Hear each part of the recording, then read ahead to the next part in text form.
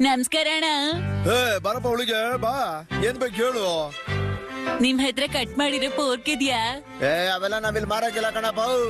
ಡೈಕೋನ್ ಇದ್ಯಾ ಹೋಗ್ಲಿ ನಿಮ್ ಹತ್ರ? ಅದು ಇಲ್ವಲ್ಲ ಮರಿ. ಹೋಗ್ಲಿ ಸೋಯಾ ಸಾಸ್ ಆದ್ರೂ ಇದ್ಯಾ? ಅಯ್ಯೋ ಅದು ಇಲ್ಲ ಕಣ ಮರಿ. ಏನು ಇಲ್ಲ ಅಂದ್ರೆ ಬೀಗ ಹಾಕೊಂಡ್ ಹೋಗಿ.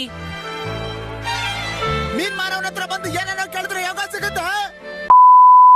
ಈಗ ಮಸಾವ್ ಏನ್ ಡ್ರಾ ಮಾಡ್ತಿದ್ದಾನೆ?